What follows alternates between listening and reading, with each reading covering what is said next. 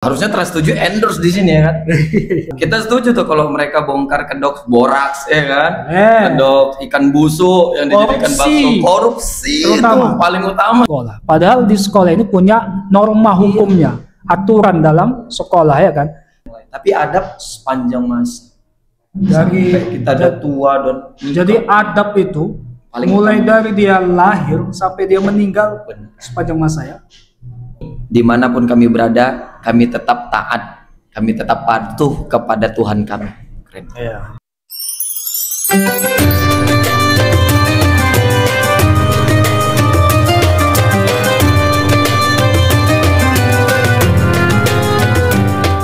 Assalamualaikum warahmatullahi wabarakatuh. Waalaikumsalam warahmatullahi wabarakatuh.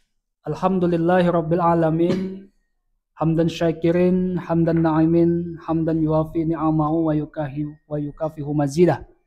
Ya Rabbana lakal hamdu kama yanbaghi jalali wajhikal karim wa azimi sultanik.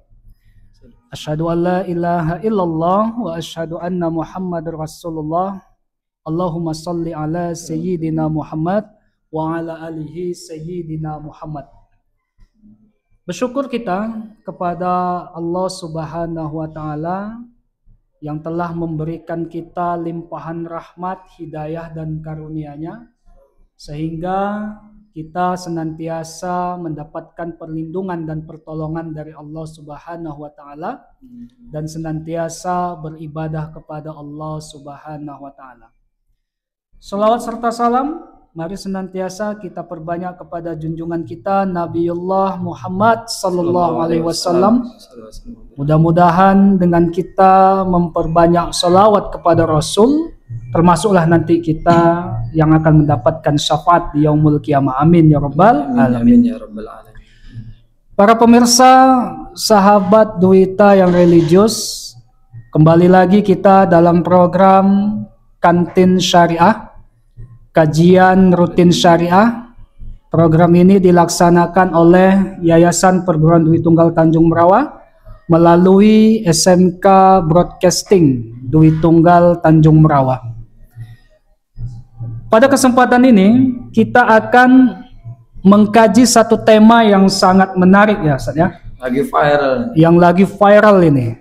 Ada dua momen yang menyita perhatian kita, yaitu berkaitan dengan adab seseorang di lingkungan sekolah tentunya. Nah, tentu untuk mengupas kajian kita pada kesempatan kali ini, saya sudah bersama narasumber kita, Ustadz muda yang penuh dengan energik, yaitu Bapak Ustadz Muhammad Ridha Banu Isma SPDI. Assalamualaikum Ustaz. Waalaikumsalam warahmatullahi wabarakatuh. Ustaz mengajar di SMP di Tunggal saya. Ya, siap. Mata kuliah apa itu? Guru PAI ya. Gimana siswa di SMP Perguruan Dwi Tunggal Ustaz? Masya Allah luar biasa ya. Antusiasnya itu untuk tahun kedua ini Ustaz ya. Alhamdulillah kita nampak itu jenjang mereka lebih baik daripada yang sebelumnya. Lebih baik ya, Masya Allah ya. Kita target ini keluar jadi anak soleh-soleh. Anak soleh-soleh. Amin. Ya. Baik, untuk kawan-kawan, rekan-rekan sekalian, sahabat Duita yang religius, bila ingin bertanya berkaitan dengan tema kita pada hari ini atau bertanya berkaitan dengan hal-hal kajian-kajian syariah, silakan bertanya di kolom komentar. Nanti insya Allah akan kita jawab di pertemuan selanjutnya Ustaz ya. Insya Allah. Baik Ustaz, kita langsung saja. Ini ada dua topik nih Ustaz. Masya Allah. Yang pertama peristiwa isu bahwa adanya kolonialisme di pesantren. Iya benar. Di mana kita lihat di pesantren itu katanya identik dengan perbudakan. Ya kan, kemudian apalagi melempar-lempar, ada video yang viral ya kemarin ya, melempar makanan dengan ditendang kepada santri-santri. Bahkan ada kadang santri itu berjalan berlutut, jalan jongkok, mencium tangan kiainya kan begitu. Nah ini dianggap orang-orang yang tidak memahami mekanisme bahwa pendidikan pesantren itu seperti tidak yang dibayangkan sebenarnya diisu-isukan. Nah ini terjadi oleh masyarakat umum yang dia tidak pernah mensekolahkan anaknya di pesantren. Nah ini bagaimana Ustaz? Mohon penjelasannya Ustaz. Silakan Ustaz. Iya, baik, alhamdulillah. Sallallahu Nabi Muhammad SAW beralih. Terima kasih ya Ustaz Rudi dan Dwi Tunggal. Semoga semakin jaya. Ini luar biasa nih program Kantin Syariah ya. Kantin Syariah. Nih, kita bisa mengangkat problem-problem di masyarakat itu di dalam bahasan yang lebih spesifik ya kan. Termasuk yang Ustaz Rudi bilang tadi tuh. Iya. Ada hari ini tayangan dari stasiun TV ternama Trans 7. Kita harusnya Trans 7 endorse di sini ya kan. Ini Trans 7 ini kan kita tengok banyak track record yang bagus ya. Sebenarnya. Bahkan pemilik CEO dari Trans 7 ini kan ownernya luar biasa beliau kan. Agamanya kuat ya kan. Kemudian sering sedekah juga kan. Tayangan-tayangan yang membangun di bulan Ramadan juga banyak ya kan. Betul. Cuma di kali-kali akhir-akhir ini sedikit blunder dengan tayangan expose ya kan. Betul sekali. Kita setuju tuh kalau mereka bongkar kedok boraks ya kan. Kedok ikan busuk yang dijadikan bakso. Korupsi terutama. itu paling utama tuh. Korupsi. Pak produser ya. Tapi kali ini saya rasa mungkin agak terlalu berlebihan kalau masuknya ke ranah pendidikan yang lebih khususnya di pesantren. Karena saya paham betul kayak mana lingkungan. Ya Pak Rudi ngerti lah kita di pesantren, madrasah, IT dan umum tuh beda-beda semua ya kan. Yang tidak pernah mondok pasti nggak akan pernah ngerasakan khidmat gitu kan. Termasuk mungkin yang di dalamnya itu gini Pak Rudi. Ada yang kemarin jalan jongkok. Pak Rudi pernah dulu mungkin kenduri sebelum nikah ya kan. Benar. Kita salaman itu. Salim kita sama orang tua ya kan. Bukan guru kita loh. Tapi jongkok. Bahkan bukan keluarga kita, bukan keluarga sekandung saudara, tapi keliling kita. Iya. Salamin. Jalannya jangan sampai pantat, mohon maaf, bokong kita nih lebih tinggi daripada kepala mereka kan. Itu kepada orang biasa. Nah, takzimnya kepada guru ya itu udah cocok seperti itu gitu kan. Cuman mungkin begini saat. Jadi budaya Islam, maksudnya budaya pondok bukan budaya Islam.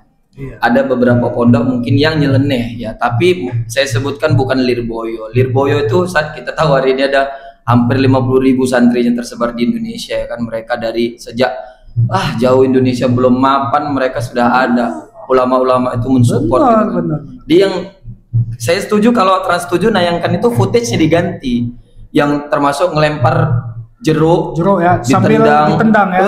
Itu tayangan bukan dari Ponpes Lirboyo, Ustaz. Itu kita ada tahu dari pesantren lain ada yang sampai dia berlutut mencium kaki ustaznya itu ada. Itu yang kita tidak benarkan ya. Kepada netizen semua harus cermat, jangan sampai karena di tahap ini saat Lirboyo ini jadi korban.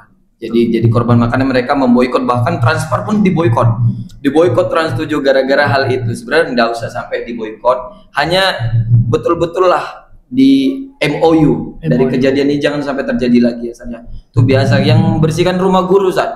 Kami dulu, wah ya Allah rebutan San.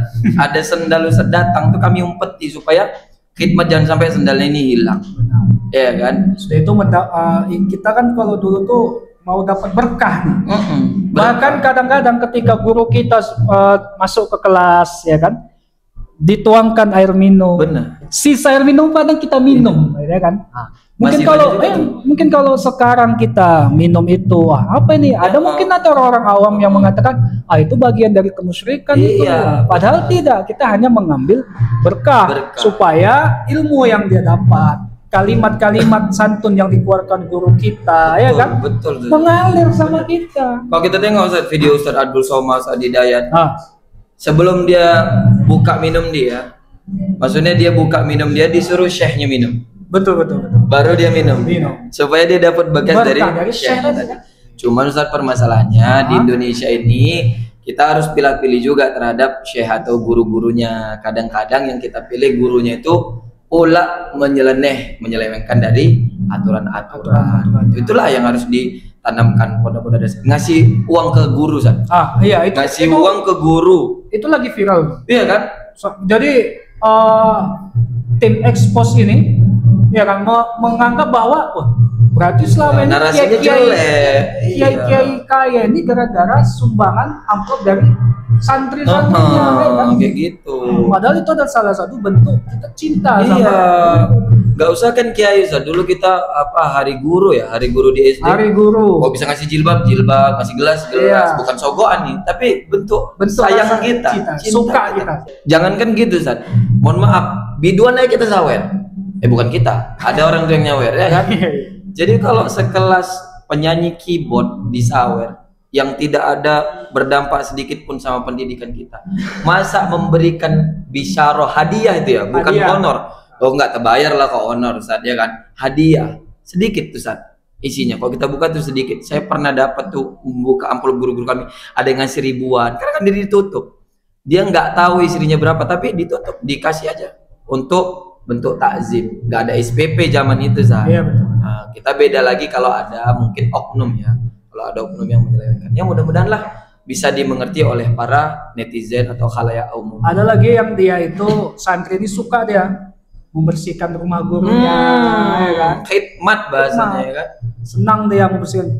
Kalau saya dulu waktu sekolah kecil dulu, ya kan, waktu kecil SD dulu, itu kami senang datang ke rumah guru, ya kan, Benar. bersih-bersih, bawa makanan. Itu hal yang sebagai ungkapan kita itu senang dengan guru. Iya. Begitu juga dengan di pesantren. Apalagi ya. Santri-santri yang senang dengan kiai-kiai kita kan. Cuman narasinya semalam Ustaz diolah seolah-olah mereka dijadikan ART, tidak digaji. Waduh. Jadi narasi dari pembawa acara di Trans 7 ini sedikit menjatuhkan martabat pesantren. Memang betul yang disampaikan tuh istilahnya semua itu memang betul terjadi, tapi narasinya jelek. Jelek ya. Iya, jadi seolah-olah kayak Pesantren ini menjelekkan. seolah-olah pesantren ini, ya kan, pendidikannya ini kurang bagus, malah menyudutkan seakan-akan anak-anak kita kok dididik kayak gitu ya, gitu ya kan, kok disiksa, padahal tidak, ya kan, padahal tidak. Lain halnya Ustaz, kalau pesantren. bagaimana ceritanya ketika ada seorang siswa yang dia merokok di sekolah, Nah, viral juga itu ya kan, akhir ini. kan ya ada yang viral kan, Benar. merokok dia di sekolah, Demo berjamaah kawan-kawan. ngadu dia sama emaknya. Maknya. Datang emaknya tadi, laporkan Polisi. ke kepala sekolah ke polisi. Kan gimana? Padahal emaknya sudah menitipkan anaknya untuk dididik. Padahal kan kalau di sekolah ini kan bukannya sekedar pelajaran ya, tapi membina dan mendidik. Iya. Mendidik itu bukan mendidik yang adab. Iya. Ya kan? Karena kan al-adabu fawqul ilmi. Adab itu lebih tinggi daripada ilmu kan. Fondasi awal pendidikan itu. Ustaz. Iya. Itu yang hilang hari ini. Ada lagi Ustadz Banu, satu lagi yang viral. Ada seorang guru, dia menegur siswa karena bajunya nggak rapi. Diajak duel guru itu, Betul. ya Allah. Apalagi nengok model guru-guru udah tua ya kan. Itu dia. Ini Coba lah. murid-murid yang luar biasa ini. Yang viral kan memang saat ini yang viral mungkin yang merokok ya. Rokok. Tapi banyak yang lebih dari itu banyak belum. Sebenarnya belum banyak, naik ya, cuma belum baru naik. terekspos. Tapi yang kita bahas coba yang merokok. Dia merokok di sekolah. Padahal di sekolah ini punya norma hukumnya, aturan dalam sekolah ya kan. Ketika kita mendaftarkan anak kita ke sekolah, berarti kita menerima nih, menerima aturan-aturan yang ada di sekolah. Kan begitu kan? Benar. Nah ini bagaimana Ustadz untuk supaya anak-anak ini kita perbaiki adabnya ini, bagaimana dalam kajian Islam ini sepertinya bagaimana Ustadz? Apakah memang makna dari al-adabu fawqul ilmi ini tadi, apakah memang kita mendidik anak itu mulai dari adab dulu atau ilmunya dulu kita mainkan? Nah ini bagaimana Ustaz? Baik, Ustaz Rudi, kita dulu kecil-kecil Ustaz Rudi. Ingat kali Al-Mujadalah ayat 11 kan? Iya. Yarfa'illahu alladhina amanu minkum walladhina utul ilma darajat. Ya Allah tuh ninggikan orang-orang berilmu di antara kita nih semua yang ngajar, yang belajar, ya kan? Sampai beberapa derajat. Jadi kita yakin pasti di balik ini, di balik kisruhnya proses kita mendidik, Allah itu udah jamin posisi kita, asalkan kita nggak nyeleneh gitu aja lah ya kan. Tapi memang hadis Nabi SAW itu al-adabu fawqul ilmi itu yang terlupakan. Jadi guru-guru kita ini, mohon maaf Sarudi, guru-guru yang sudah terjamin oleh negara gaji atau honornya, apakah itu ASN atau PNS atau tambah P3K, lagi ada sertifikasi ya. Mereka sudah merasa nyaman, ngajar nggak ngajar, masuk nggak masuk udah terima. Beda dengan guru honor, apalagi mohon izin saya nggak sebutkan spesifik sekolah-sekolah negeri yang udah terjamin tiap bulan. Kalau sekolah swasta mohon izin ada 3 bulan nggak digaji gara-gara SPP atau apapun belum masuk. Makanya mereka berlomba bersaing untuk mendidik anak betul-betul berkualitas. Kalau di sekolah-sekolah yang pada umumnya itu kan mendidik anak secara kuantitas saja banyak. Makanya kasus yang demo semalam Sarudi, saya nyalakan satu. Pertama yang saya salahkan itu memang kepala sekolahnya. Pertama, Sarudi, saya nggak setuju kan, karena itu bukan salah kepala sekolah. Tapi contohnya begini, Sarudi, kami punya sekolah, ngomong bodoh aja, bodoh kali kok, itu dipanggil, dipanggil langsung dihukum, dikasih wejangan segala macam, sehingga dia mikir nih untuk melakukan hal yang aneh yang lainnya, itu mikir berkali-kali lipat. Sekecil hal bodoh aja langsung ditangani oleh guru. Guru nih siapa yang ngajarin? Kepala sekolah. Kepala sekolah ini adalah tangan kanan dari yayasan. Kalau negeri nggak ada yayasan, makanya dia pemimpin tertinggi Sarudi. Katanya semua guru itu bakalan ngerjakan. Tapi kalau di satu sekolah itu kepala sekolahnya udah nggak tegas, gurunya ini juga nggak bakal mau menjalankan karena nggak ada backupnya. Nanti kalau macam-macam, kayak saya kan di sini Sarudi, saya sebagai guru PAI, Sawawan, Pak Buya yayasan itu nge-backup, makanya kita berani. Anak-anak coba lihat Pak Rudi, 3 bulan kita masuk di Dwi Tunggal itu kita baik budi segala macam, kita benahi semua. Mereka sholatnya nggak ngerti loh Pak Rudi, niat sholat wudhu nggak ngerti, nggak ngerti. Padahal udah SMP ya. Udah SMP. Kita nggak tahu SMA. SD-nya nggak tahu dia di mana ya kan. Kita nggak salahkan juga orang tuanya, mungkin kurang ada waktu ya. Benar. Jadi kita ajari Pak Rudi dengan pendekatan deep learning ini. Saya bilang kan deep learning ini kurikulum cinta ini ketinggalan. Kita udah nerapkan dari dulu Pak Rudi. Cuman bahasanya hari ini dijadikan keren. 3 bulan Pak Rudi mereka udah mulai cinta sama kita. Sekarang Pak Rudi tanya anak-anak, ada yang kena sepak ada yang kena jamba ada yang kena lempar buku ada Pak Rudi. Ada yang kena lempar mouse ada. Marah? Enggak. Karena apa? Kita marah ada kasih sayang. Benar. Mungkin di beberapa sekolah itu ya memang anak muridnya ini juga pasti latar belakang keluarganya agak nggak baik lah, tak broken home, tak memang dia ada ibadah. Pak Rudi udah lihat fotonya, tengoklah foto dari rambutnya aja kita nengok. Iya, nah ini bakteri nempel di tubuhnya aja, mungkin bakteri yang jahat ini kan, nggak bagus. Dari perwatakannya aja kita belum jumpa mana, tapi nengoknya udah nggak bagus. Yang makanya kasus merokok itu dibela sama kawan-kawannya. Saya menilai 2. Kenapa kawannya berani membela? Jangan-jangan kejahatan di sekolah itu dibiarkan. Kalau enggak, Dwi Tunggal mana ada berani Pak Rudi? 1 orang buat kejahatan kita DO, 2 orang kita DO dua-duanya. Lah kalau rame-rame mereka, insya Allah mudah-mudahan nggak kepikir lah sampai situ. Jadi lingkungan sekolah dibeneri semua. Kita tahu Pak Rudi anak-anak datang tuh memang keadaan yang nggak baik.